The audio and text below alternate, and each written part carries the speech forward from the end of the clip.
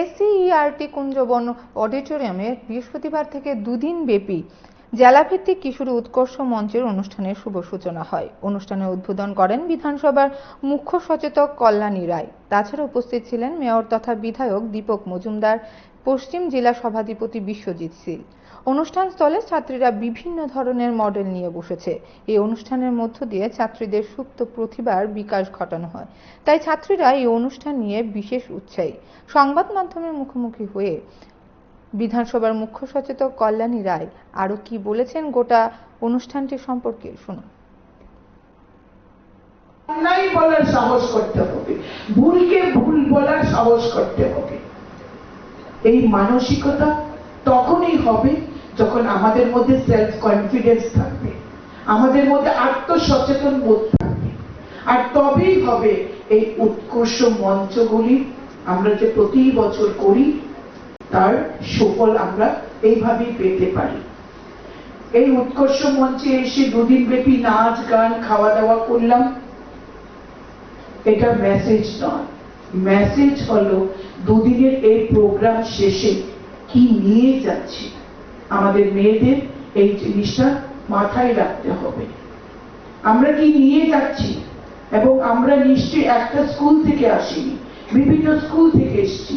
এই মেসেজটা আমি আমাদের শিক্ষক মহাশয়দেরকে অনুরোধ করব, বা শিক্ষিকারা যারা রয়েছে সম্মানীয় এবং সম্মানীয়ারা, যারা স্কুল থেকে এসে পারফরমেন্স করেছেন বিভিন্ন স্কুল থেকে, তারা স্কুলে গেলে পরে অন্তত একটা দিন তাদের অভিজ্ঞতাটা তারা শেয়ার করুক। তাহলে দেখবেন আরো অনেক বেশি পার্টিসিপেন্টস যারা কিশোরী উৎকর্ষ মঞ্চে এসে তাদের উৎকর্ষতাটাকে প্রমাণ করতে পারে, তুলে ধরতে পারে, তাদের স্বকীয় প্রতিভাগুলিকে তুলে ধরতে পারে। এই প্রচেষ্টাটা আপনারা করবেন। যে বেটি বাঁচাও বেটি পড়াও শুধু আজকের সরকারের স্লোগান নয়, আমাদের চাহিদা, আমাদের প্রয়োজন। কারণ সমাজকে এগিয়ে যেতে হলে নারী এবং পুরুষ সমান তালে এগিয়ে যেতে হবে। যেটা স্বামী বিবেকানন্দ বলেছিলেন, the bird cannot fly with a single wing। এই সমাজকে এগিয়ে যেতে হলে নারী পুরুষকে সমানভাবে এগিয়ে যেতে হবে, এবং নারী যদি না থাকে প্রজন্ম হারিয়ে যাবে। সৃষ্টিকে এগিয়ে নিয়ে যায় মেয়েরা, এবং সৃষ্টিকে এগিয়ে নিয়ে যেতে হলে নারী পুরুষকে এগিয়ে যেতে হবে সমানভাবে। বন্ধ করতে হবে গার্হস্থ্য হিংসা।